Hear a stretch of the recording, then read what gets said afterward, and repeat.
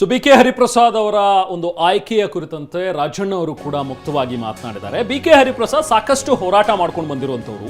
Youth ಕಾಂಗ್ರೆಸ್ನಲ್ಲೂ ಕೂಡ ಅವರ ಜೊತೆ ನಾನು ಕೆಲಸ ಮಾಡಿದ್ದೀನಿ. ಅಹಿಂದ ವರ್ಗಕ್ಕೆ ಒಂದು ಅವಕಾಶವನ್ನು ಕೊಟ್ಟಿದ್ದಾರೆ, ಇದು ಒಳ್ಳೆಯದು ಅನ್ನುವಂಥ ಒಂದು ಮಾತುಗಳನ್ನು ಕೆ.ಎನ್. ರಾಜಣ್ಣ ಅವರು ಹೇಳಿದ್ದಾರೆ.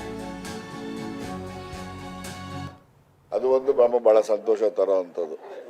ಯಾಕೆಂದರೆ ಹರಿಪ್ರಸಾದ್ ನಾವೆಲ್ಲ ಯೂತ್ ಕಾಂಗ್ರೆಸ್ ಇಂದ ಜೊತೆಯಲ್ಲಿ ಕೆಲಸ ಮಾಡಿರ್ತಕ್ಕಂಥವ್ರು. ಅವರು ಹೋರಾಟಗಾರ ಇದ್ದಾರೆ ಮೊದಲಿಂದನೂ ಕೂಡ, ಮತ್ತು ಸಾಕಷ್ಟು ಅನುಭವನೂ ಇದೆ.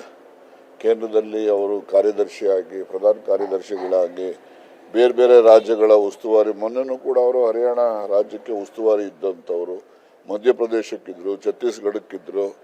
ಹೀಗಾಗಿ ಅವರಿಗೆ ಕೇಂದ್ರದಲ್ಲಿ ನಡೀತಕ್ಕಂಥ ರಾಜಕೀಯ ವಿದ್ಯಮಾನಗಳ ಬಗ್ಗೆ ಎಲ್ಲವನ್ನೂ ಕೂಡ ಅರಿತಕ್ಕಂಥ ಒಂದು ಅನುಭವ ಅವ್ರಿಗಿರೋದ್ರಿಂದ ಅವರು ಒಂದು ಅನುಭವಿ ಮನುಷ್ಯನ ಇಲ್ಲಿಗೆ ಅಧ್ಯಕ್ಷನಾಗಿ, ಅದು ಅಹಿಂದ ವರ್ಗದ ಮನುಷ್ಯನು ಒಂದು ಅವಕಾಶ ಮಾಡಿದ್ದಾರೆ. ಏನೆಲ್ಲ ಹುಡುಗರುಗಳಿಗೆ ಪಾಸಸ್ಸು ಎಲ್ಲ ಕೊಡೋದು ಅಂತ ಮಾಡಿದ್ದಾರೆ.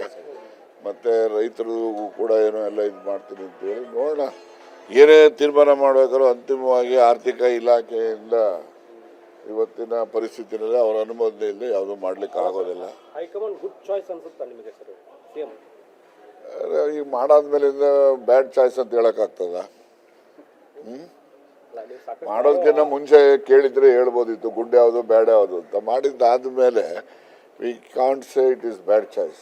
ಹೈಕಮಾಂಡ್ ತಲೆಯಲ್ಲಿ ಏನಿದೆಯೋ ಗೊತ್ತಿಲ್ಲ. ಈಗೆಲ್ಲ ಹಂಚ್ಕೊಂಡ್ಬಿಟ್ಟವ್ರಿ. ಈಗ ಹರಿಪ್ರಸಾದ್ ಬಿಡೋದು ಅವ್ರ ಸ್ವಂತದ್ದು. ಈಗ ಅವನು ತಿಪ್ಪಣ್ಣಪ್ಪ ನಮ್ಮ ACC ಅಧ್ಯಕ್ಷರು, ಮೋಹನ್ ನಮ್ಮ ವೇಣುಗೋಪಾಲ್ ಚಾಯ್ಸು, ಶಿವಣ್ಣ ಅವ್ರದ್ದು ನಮ್ಮ ಮುಖ್ಯಮಂತ್ರಿಗಳು ಚಾಯ್ಸು. ಅಷ್ಟೇ, ಎಲ್ಲ ಹಂಚ್ಕೊಂಡ್ಬಿಟ್ಟವ್ರೆ. ನಡೀರಿ.